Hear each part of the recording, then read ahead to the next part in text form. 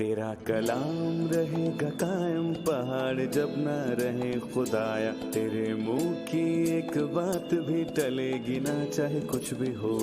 तेरी मान दिए है जिंदा सोने से भी कीमती, मेरा दिल ये दे गवाही है ये किताब अजीम। नाज़िल करे अपना कलाम, शिकस्ता दिलों को सुकून मिले, तारीकी दूर हो मेरी राहें रोशन कर।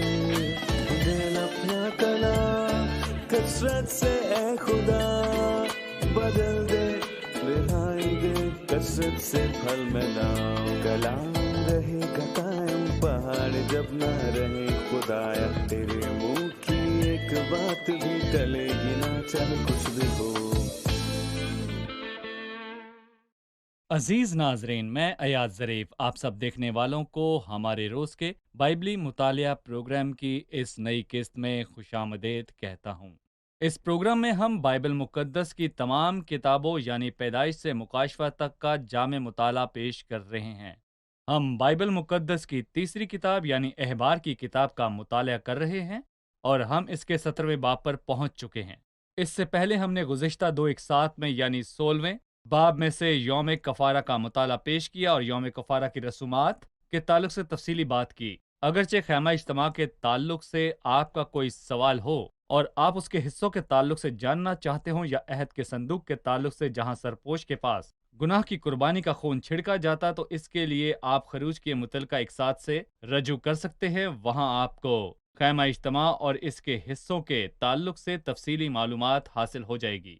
आज के प्रोग्राम में हम खून के ताल्लुक से बात का आगाज करेंगे कि खुदावंद ने लोगों को खून के करीब आने और इसे खाने से क्यों मना किया। आज हम इस ताल्लुक से बात करेंगे, लेकिन इस मुताले के दौरान मैं चाहता हूं कि आप बाइबल खोलिए और हमारे साथ इस मुताले में शामिल हो जाइए। हम इस किताब के हर लफ्ज़ को शख्सी तौर पर अपने लिए सोचें कि खुदावंद आपको क्या बताना चाहता है। इसमें काबिल अमल तालीमात हैं जो हम सीख सकते हैं मसीह के अपने ताल्लुक से और इसके कफ़ारे के ताल्लुक से। अलामती मसाइल भी हैं और इस किताब का हर लफ्ज़ ही नहायत मुफीद है। लिहाजा 17वां बाब निकालिए ताकि हम बाकायदा तौर पर अपने मुताले का आगाज कर सकें। और अगर आपका कोई सवाल हो तो हमें ईमेल कीजिए, खुदावंद के फजल से हम इसका जवाब ज़रूर देंगे। लेकिन प्रोग्राम के बाकायदा आगाज से पहले मैं खुदा के खादिम भाई यूसुफ को खुशामदीद कहूँगा। बहुत शुक्रिया भाई, मैं बिल्कुल ठीक।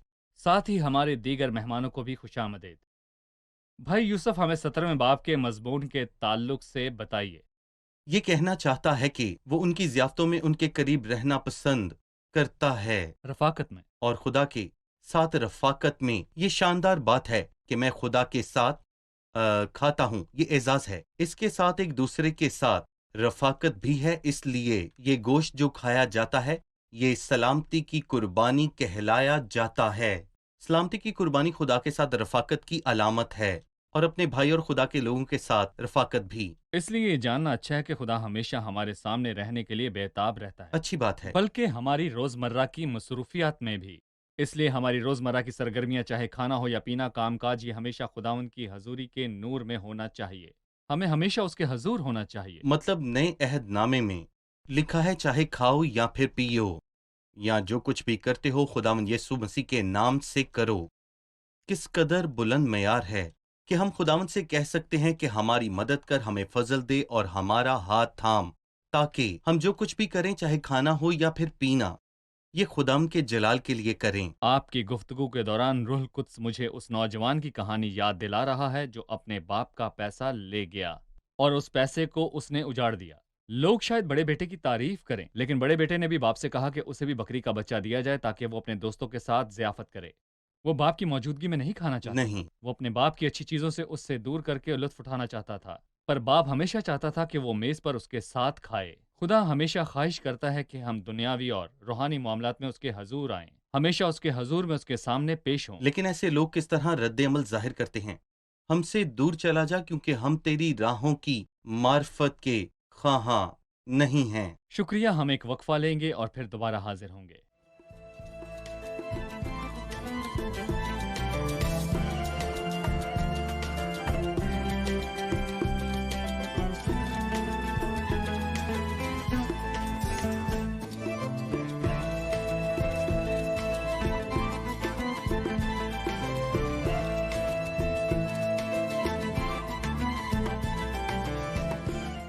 जी भाई। जैसा कि हमने कहा था कि इसके मुस्बत और मनफी पहलू दोनों ही हैं।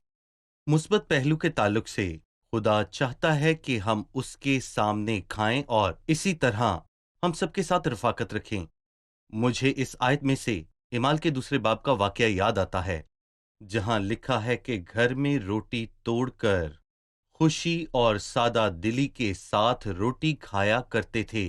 इससे हमें पता चलता है कि वो मिलकर खाना खाया करते थे, और ये रफाकत, मोहब्बत और यगानगत का एक शानदार नमूना है। और जब हम पहला करंथियों पढ़ते हैं तो हमें पता चलता है कि वो पाकशय की रस्म खुदा का शुक्र अदा करने के लिए नहीं करते थे, बल्कि वो इस मौके से फायदा उठाते हुए आपस में रफाकत भी रखा करते थे। ना सिर्फ ये, बल्कि अगर हम पहले तमोथियस के चौथे बाब को पढ़ें तो लिखा है कि हम जो कुछ खाते हैं उसके लिए खुदा का शुक्र अदा करते हैं। इसलिए लिखा है, खुदा की पैदा की गई हर चीज अच्छी है और इनकार के लायक नहीं। हम ये नहीं सोचेंगे कि क्या ये जानवर चुगाली करता है, क्या हमें इसे खाना चाहिए या फिर नहीं। ये मामलात खत्म हो चुके, इनका ताल्लुक पुराने अहदनामे से था। लेकिन हमारे लिए क्या है? जो कुछ कास्बों की दुकानों पर बिकता है उसे खाओ और कुछ ना पूछो, क्योंकि खुदावंद की पैदा की गई हर चीज खाने के लायक है और इनकार के लायक नहीं है। शर्त यह है कि शुक्रगुजारी के साथ खाई जाए और हम खुदा का शुक्रिया अदा करते हैं। और नहीं भूलना कि हम क्या खाते हैं। तुम खुदा के दस्तरखान और फिर तुम शैतान के दस्तरखान, मतलब दोनों में ही शरीक नहीं हो सकते। इसलिए जब मैं खैमा इज्तिमा के दरवाजे पर हूँ तो मुझे याद रहता है कि मैं खुदा का हूँ। इसलिए मेरा खाना और पीना खुदावंद के हजूर में उसके सामने होगा। इसलिए बिल्कुल। अमली तौर पर हर रोज मैं खुदावंद के हजूर में होता हूँ, उसके चेहरे के सामने। इसलिए मेरा हर अमल, खाना पीना, बल्कि पैसे का इसराफ खुदावंद से मंसूब होने की रोशनी में होना चाहिए। इसलिए मैं दूसरे माबूदों के बहकावे में नहीं आऊंगा, या किसी भी तरह से वो खुदावंद के लिए मेरी मर्जी को छीन ना ले, क्योंकि मैं खुदावंद का हूँ। ये एलिया और एलिशा ने कहा। वो हमेशा कहते, खुदावंद की हयात की कसम जिसके आगे मैं खड़ा हूँ, जिसके आगे मैं खड़ा हूँ। इसलिए मैं खुदावंद के सामने खड़ा हूँ, ना सिर्फ जब मैं चर्च जाता हूँ या इबादत करता हूँ जैसे कि आम तौर पर लोग यहाँ सोचते हैं, या सिर्फ उस वक्त मैं तमाम दिन खुदा के आगे खड़ा रहता हूँ और मैं उसे देखता हूँ। वो मुझे देखता है। मैंने हमेशा खुदावंद को अपने सामने रखा, क्योंकि वो मेरे दाहिने है। मुझे जुम्बिश ना होगी। सही। पहली से सातवीं आयत में पहले नुक्ते पर गुफ्तगू करने के बाद, जो खैमा इज्तिमा के आगे खाने की जरूरत के ताल्लुक से है, जी। अब हम आठवीं आयत से दूसरे नुक्ते की तरफ आते हैं, जो कि खून खाने से ममानत के ताल्लुक से है। जी। सो तू उनसे कह दे कि इसराइल के घराने का या उन परदेशियों में से जो उनमें बूदोबाश करते हैं, जो कोई सोख्ती कुर्बानी या कोई जबिया गुजरान कर उसे खैमा इज्तिमा के दरवाजे पर खुदावन के हजूर चढ़ाने को ना लाए, वो अपने लोगों में से काट डाला जाए। और इसराइल के घराने का या उन परदेशियों में से जो उनमें बूदोबाश करते हैं, जो कोई किसी तरह का खून खाए, मैं उस खून खाने वाले के खिलाफ हूँगा और उसे उसके लोगों में से काट डालूंगा, क्योंकि जिस्म की जान खून में है। और मैंने मज़बा पर तुम्हारी जानों के कफारे के लिए उसे तुमको दिया है कि उससे तुम्हारी जानों के लिए कफारा हो, क्योंकि जान रखने ही के सबब से खून कफारा देता है। मैं खून खाने की ममानत के ताल्लुक से आपका तबसरा चाहता हूँ। दर हकीकत खून ना खाने की मुमानत सिर्फ मूसवी या अहबार की शरीयत में नहीं पाई जाती थी, ये पहले ही राइज था। जब हम पैदाइश का 9वां बाब पढ़ते हैं, जब खुदावंद ने नूह को और उसके बेटों को सब जानवर खाने की इजाजत दी, वहां पर ये राइज था। यकीनन उस वक्त में पाक जानवर भी मौजूद थे, लेकिन उन्हें खून खाने से मना किया गया। गोया पुराने और नए अहदनामे या शरीयत के मुताबिक हर एतबार से ये खुदा के ऐन मुताबिक है। और हमने इस किताब में देखा है कि ना तो चर्बी खाने और ना ही खून खाने की इजाजत दी गई है। चर्बी तैयारी की अलामत है और मसीह की अंदरूनी कुव्वत को जाहिर करती है, जो खुदा के लिए मखसूस थी, जो हमें भी मसीह के लिए मखसूस करनी चाहिए। और खून यहाँ शानदार इजहार करता है, मैंने मज़बा पर तुम्हारी जानों के कफारे के लिए उसे तुमको दे दिया। यानी हम खून से फायदा हासिल करते हैं, लेकिन उसे पेश करते हैं, ना कि अपना खून बहाते हैं, बल्कि हम मुतबादल जानवर का खून बहाते हैं और अपनी जानों का कफारा अदा करते हैं। सही। फिर वो 12वीं आयत में बात जारी रखते हुए कहता है, इसलिए मैंने बनी इसराइल से कहा है कि तुम में से कोई शख्स खून कभी ना खाए, और ना कोई परदेसी जो तुम में बुदोबाश करता हो कभी खून को खाए। اور بنی اسرائیل میں سے یا ان پردیسیوں میں سے جو ان میں بودوباش کرتے ہیں، جو کوئی شکار میں ایسے جانور یا پرندے کو پکڑے جس کو کھانا ٹھیک ہے، تو وہ اس کے خون کو نکال کر اسے مٹی سے ڈھانک دے، کیونکہ جسم کی جان جو ہے وہ اس کا خون ہے جو اس کی جان کے ساتھ ایک ہے۔ اس لیے میں نے بنی اسرائیل سے کہا ہے کہ تم میں سے کوئی شخص خون کبھی نہ کھائے، کیونکہ جسم کی جان جو ہے وہ اس کا خون ہے جو اس کی جان کے ساتھ ایک ہے۔ اور جو شخص مردار کو یا درندہ کے پھاڑے ہوئے جانور کو کھائے، وہ خواہ دیسی ہو یا پردیسی، اپنے کپڑے دھوئے اور پانی سے غسل کرے اور شام تک ناپاک رہے۔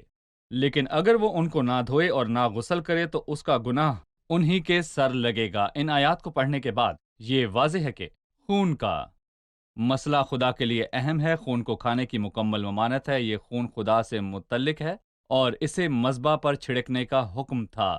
لہٰذا میں چاہوں گا کہ صحیح، آپ صحیح، مسیح کے تعلق سے ہمیں مزید بتائیں۔ جی، ہم نے مسیح کی بے شمار برکات حاصل کی ہیں۔ ہم۔ مسیح کے خون کی برکات کیا ہیں؟ در حقیقت یہ 14 سے کم نہیں ہیں، جن کا ذکر پیدائش سے مکاشفہ تک اور پھر احبار کے 17ویں باب میں کیا گیا۔ آئیں ہم مختصر طور پر اس کا جائزہ لیں۔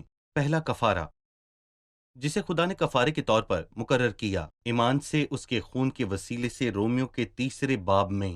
صحیح، پھر رہائی، ہم کو اس میں اس کے خون کے وسیلے سے مخلصی یعنی قصوروں کی معافی اس کے فضل سے حاصل ہے۔ صحیح، اور اگلی بات، گناہوں کی معافی خون کے بہائے جانے کے بغیر مل نہیں سکتی، اس کے خون کے وسیلے سے مخلصی یعنی قصوروں کی معافی حاصل ہے۔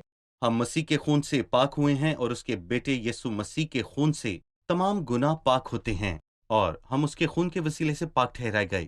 اس لیے مسیح نے بھی اپنی امت کو خود اپنے خون سے پاک کرنے کے لیے دروازے کے باہر دکھ اٹھایا۔ اسی طرح ہم نے اپنے جامے برے کے خون سے دھوئے ہیں، جس نے اپنے سفید خون کیا۔ کے وسیلے سے ہمیں گناہوں سے مخلصی بخشی اور ہم کو ایک بادشاہی اور کاہن بھی بنا دیا۔ مکاشفہ 1:7۔ اور ہم راست ٹھہرائے گئے ہیں، ہم اس کے خون کے وسیلے راست ٹھہرائے گئے۔ اس کے علاوہ رومیو کے 5ویں باب میں، پس ہے بھائیو، ہمیں یسوع کے خون کے سبب سے پاک مکان میں داخل ہونے کی دلیری ہے۔ خدا کی شاندار قربت، ہم جو خدا سے پہلے دور تھے مسیح کے خون کے وسیلے سے قریب آ گئے ہیں۔ پھر ہمارا ملاپ ہوا، اس کے خون کے وسیلہ سے عذاب الہی کی ضرورت ہی بچائے گی۔ مسیحی رفاقت، شیطان پر غلبہ، اور وہ برے کے خون اور اپنی گواہی کے کلام کے باعث ان پر غالب آئے اور اپنی جان کو عزیز نہ سمجھا۔ میں نہیں جانتا کہ ہم نے 14 مکمل کیے ہیں یا نہیں۔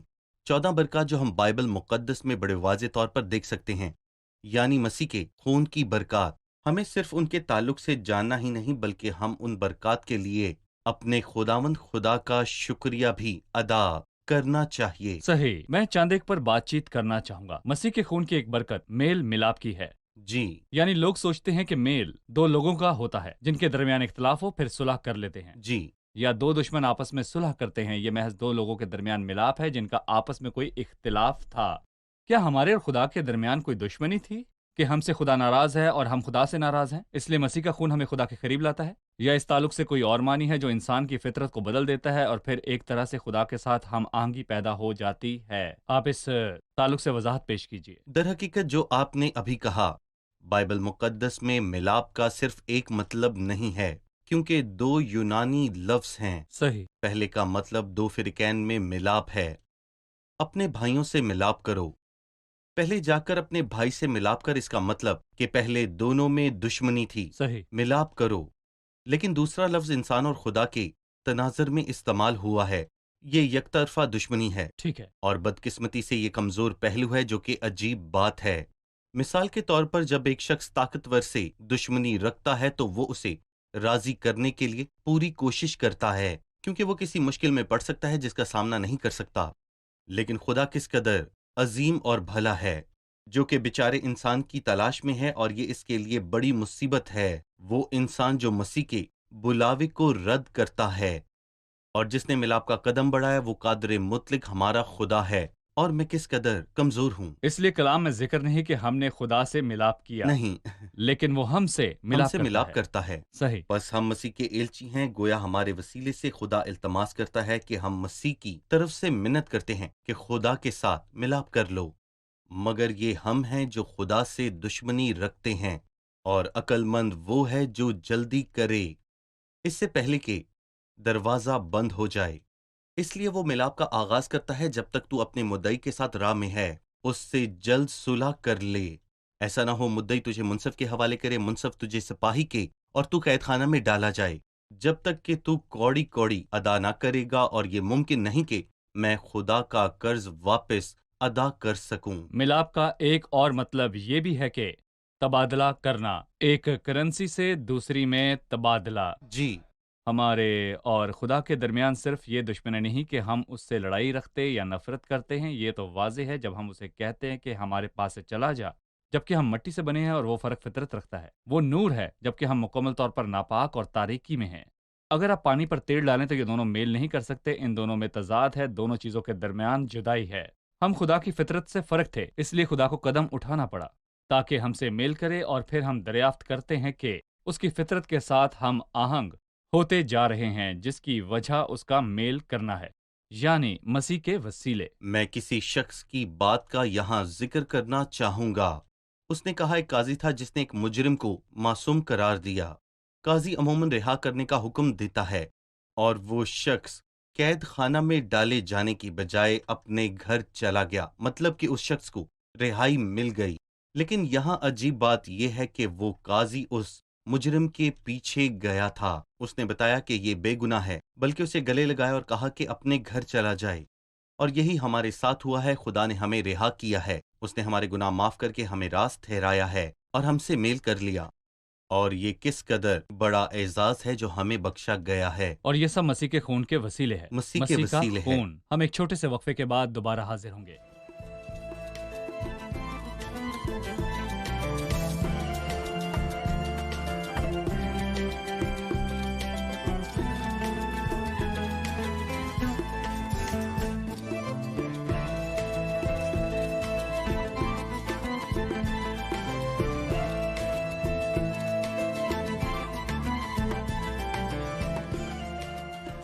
ہم نے مسیح کے خون کی چند ایک برکات کے تعلق سے سیکھا ہے، یعنی گناہوں کی معافی سے درست ٹھہرنا۔ جی بھائی، در حقیقت ان دونوں کے درمیان ایک خوبصورت فرق ہے۔ کسی نے یہ مشابت دیتے ہوئے کہا، آپ فرض کریں کہ میں غیر ارادی طور پر کسی مہنگے قلین پر کچھ گرا دیتا ہوں جو ہزاروں ڈالر کا ہے، اور وہ خراب ہو جاتا ہے، اور اس قلین کا مالک ایک فیاض دل شخص ہے جو مجھے کہتا ہے فکر نہ کرو، کچھ نہیں ہوتا، اور معاف کر دیتا ہے۔ یقیناً یہ اس کی فیاضی ہے، لیکن میں پریشان رہتا ہوں کہ اس نے مجھے معاف کیا، لیکن میں اپنی غلطی کے باعث پریشان ہی رہتا ہوں۔ اور وہ مجھے کہے گا کہ آپ پریشان نہ ہوں، میں ایک سپرے کی مدد سے اس داغ کو ہمیشہ کے لیے صاف کر دوں گا جو آپ سے لگا ہے، آپ پریشان نہ ہوں، اور یہ داغ ہمیشہ ہمیشہ کے لیے مٹ جائے گا۔ یہ بہت بڑا فرق ہے کہ مجھے معاف کیا گیا ہے، لیکن داغ جو میری غلطی کی وجہ سے لگا میرے ضمیر کو ملامت کرتا ہے، بلکہ یہ داغ اسے بھی پریشان کیے رکھے گا، لیکن وہ اس الزام کو مکمل طور پر ختم کر دیتا ہے، گویا کہ کبھی کچھ ہوا نہیں، لیکن میں نے صرف اچھا کیا ہے، اور جو گناہ سے واقف نہ تھا اسی کو اس نے ہمارے واسطے گناہ ٹھہرایا، لیکن کیوں کہ اس میں ہو کر خدا کے راست باز ہو جائیں۔ اور اگر کوئی شیطانی مخلوق یا پھر کوئی فرشتہ یا کوئی بھی جو خدا کی راست بازی میں کسی قسم کا یا کسی بھی طرح کا نقص ڈال سکتا ہے، تو وہ ان ایمانداروں میں بھی نقص ڈال سکتا ہے جو خدا پر ایمان رکھتے ہیں۔ صحیح۔ اس لیے جو کچھ آپ نے کہا اس کے مطابق گناہوں کی معافی قرض کے تعلق سے ہے، جی اور اس قرض کے لیے گناہوں کی معافی کی ضرورت ہے صحیح تاکہ یہ قرض ادا ہو جائے۔ صحیح لیکن احساس جرم ہے، اس احساس کے لیے راست ٹھہرائے جانے کی ضرورت ہے۔ جی میں محتاج ہوں اور اپنا قرض نہیں دے سکتا، مجھے معافی ملی ہے، لیکن میں پھر بھی محسوس کرتا ہوں کہ مجھ پر قرض ہے، راست ٹھہرنے کا قرض۔ اور یہ خیال ہمیں دوسرے سیموئیل کے 9ویں باب میں نظر آتا ہے۔ یہ دونوں باتیں ہی ہمیشہ ساتھ چلتی ہیں، معافی اور راست ٹھہرنا۔ گویا مفبوست داؤد کا مکروز تھا، اور داؤد مفبوست کو دیکھتا ہے۔ وہ داؤد کے پاس گیا اور اس کا خیال تھا کہ وہ اسے قرض ادا کرنے کو کہے گا اور ساؤل کا بدلہ لے گا۔ وہ چاہتا تھا کہ داؤد اسے معاف کرے اور اسے گھر جانے دے، لیکن اس نے دیکھا کہ نہ صرف اس نے اسے معاف کیا اور اسے اپنے گھر میں رکھا اور اپنے بیٹے اور اس کو شاہی لباس دیا۔ اس نے اس کی توقع سے بڑھ کر اس کے لیے کیا۔ جی یہ راز ٹھہرنا ہے۔ وہ محتاج نہ تھا، اس کے پاس اتنا ہی تھا جتنا داؤد کے پاس۔ داؤد کے نزدیک اسے قبولیت حاصل تھی، اور یہی مسیح کے خون نے کیا۔ نہ صرف قرض ادا کرتا ہے بلکہ یہ ہمیں خدا کی راست بازی مسیح کی جی صورت میں ہمیں بالکل پہنا دیتا ہے۔ صحیح۔ بھائی یوسف، خون کی برکات کے تعلق سے کوئی آخری بات کرنا چاہیں گے؟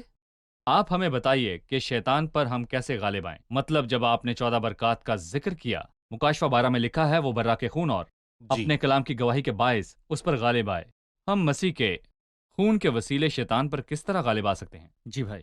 کسی نے کہا یہاں غالب آنا 3 طرح کا ہے، یعنی برے کے خون کے وسیلے سے عدالتی بحث ہے، اس کے علاوہ طلاتی بحث ہے، میرا مطلب گواہی کے کلام سے یعنی کہ بائبل مقدس سے، اور یہ بھی کہ کس طرح مسیح شیطان پر غالب آیا سب لکھا ہے۔ اور تیسری بات یہ کہ انہوں نے اپنی جانوں کی پرواہ نہ کی۔ آپ پہلی چیز کے بارے میں پوچھ رہے ہیں کہ کس طرح عدالتی۔ ہم مسیح کے خون کے باعث غالب آتے ہیں۔ عدالتی بحث، اس کا مطلب یہ ہے کہ یہ سب سے بڑا مسئلہ نہیں کہ شیطان مجھے گناہ میں گرا دیتا ہے، بلکہ گناہ میں گرنے کے بعد شیطان اپنے کاموں کو شروع کرتا ہے، مجھے فریب دیتا ہے صحیح۔ اور مجھ سے سوال کرتا ہے کہ کیا میں ایماندار ہوں، میں آسمان پر جاؤں گا کہ نہیں، اور پھر وہ اس بڑے گناہ کے بعد مجھے توڑنا شروع کرتا ہے۔ اور اس لیے اگر میں بائبل کی سچائی کو جانتا ہوں کہ ہم گناہ کے وسیلے غالب آئے ہیں، ہاں میں موت کا حقدار تھا، لیکن کوئی ہے جو میری خاطر مارا گیا اور میرا سارا قرض چکا دیا۔ وہ میری خاطر مارا گیا اور آسمان پر میری شفاعت کرتا ہے، پر یہ برے کا خون ہے جس کے باعث، جس کی قوت سے ہم شیطان پر غالب آئے۔ مجھے یاد ہے کہ عبرانی پلوٹا لڑکا جو گھر میں داخل ہوتا ہے، شاید ابلیس اسے کہے کہ تلوار کچھ ہی دیر بعد اس کے پیچھے آئے گی۔ جی پھر وہ یاد کرتا ہے کہ خون جو کہ گھر کے دروازے پر لگایا گیا ہے، تو پھر وہ ابلیس کے اس الزام کے حملے کو شکست دے سکتا ہے۔ اب وہ تسلی پا سکتا ہے، یعنی برے کے خون کے باعث جو چوکھٹوں پر لگایا گیا ہے۔ صحیح۔ شکریہ بھائی، پروگرام کا وقت ختم ہوا چاہتا ہے۔ آئیے مہمانوں سے رائے جانیں۔ آج آپ نے کیا سیکھا؟ ہم نے دیکھا کہ خدا نے لوگوں سے کہا کہ وہ اپنی قربانیاں کریں اور ان کو خیمہ اجتماع کے دروازہ پر کھائیں۔ ہم ایک منفی پہلو دیکھتے ہیں، جیسے کہ وہ خبردار کرتا ہے کہ اس قربانی کو شیطان یا بتوں کے آگے پیش نہ کیا جائے جیسے باقی قومیں کرتی ہیں، اور مثبت پہلو یہ ہے کہ خدا منتظر اور مشتاق رہتا ہے کہ اس کے لوگ ہمیشہ اس کے سامنے رہیں اور اس کے ساتھ رفاقت رکھیں اور آپس میں بھی، اسی لیے اسے سلامتی کی قربانی کہا جاتا ہے۔ ہم نے سیکھا ہے کہ مسیح کے خون کی ایک برکات میل ملاپ ہے، جو کہ 2 فراقین کے درمیان نہیں بلکہ یہ یک طرفہ ہے اور کمزور فریق کے درمیان ہے، اور یہی خداوند ہمیں پیش کرتا ہے، جو کہ شاندار بات ہے۔ مسیح کے خون کی ایک اور برکت ہے کہ بغیر خون بہائے ہوئے معافی نہیں ملتی، اور مسیح کا خون ہمیں تمام گناہوں سے پاک کرتا ہے۔ ہم جو پہلے اس سے دور تھے، اب صلیب پر اس کے خون کے باعث اس کے قریب آ گئے۔ شکریہ، خدا آپ کو برکت دے۔ بھائی خدا آپ کو کا بھی برکت دے۔ شکریہ۔ عزیز ناظرین، آج کے پروگرام میں مسیح کے خون کے اور اس کی خون کی برکات کے تعلق سے بات کرنے کے بعد، آپ کو دنیا میں مسیح کے خون کے علاوہ کسی اور چیز کی ضرورت نہیں جو آپ کو خدا کے نزدیک ڈھانپ سکے۔ اگر آپ خدا کے سامنے ڈھانپے جانا چاہتے ہیں تو مسیح کا خون آپ کو ڈھانپ لے گا۔ اگر آپ گناہوں کی معافی چاہتے ہیں تو مسیح کا خون آپ کو معاف کرے گا۔ اگر آپ پاک ہونا چاہتے ہیں تو مسیح کا خون آپ کو پاک کرے گا۔ اگر آپ مسیح کے وسیلے خدا کی راست بازی حاصل کرنا چاہتے ہیں تو مسیح کے خون کے بغیر یہ ممکن نہیں ہے کہ آپ خدا کی راست بازی حاصل کر سکے۔ کلام میں یہ نہیں لکھا کہ نیک اعمال کے بغیر گناہوں کی معافی نہیں، بلکہ لکھا ہے کہ خون بہائے بغیر گناہ کی معافی نہیں۔ اگلے پروگرام میں آپ سے پھر ملاقات ہوگی۔ خدا آپ سب کو برکت دے۔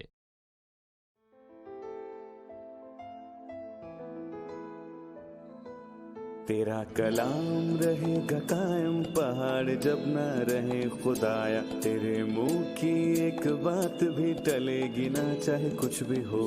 تیری مانند یہ ہے زندہ، سونے سے بھی قیمتی، میرا دل یہ دے گواہی ہے، یہ کتاب عظیم نازل کرے اپنا کلام، شکستہ دلوں کو سکون ملے، تاریکی دور ہو میری راہیں روشن کر، دل اپنا کلام کثرت سے اے خدا بدل دے، رہائی دے کثرت سے پھل ملاؤ۔ کلام رہے گا قائم، پہاڑ جب نہ رہے خدایا، تیرے منہ کی ایک بات بھی ٹلے گی نہ، چاہے کچھ بھی ہو۔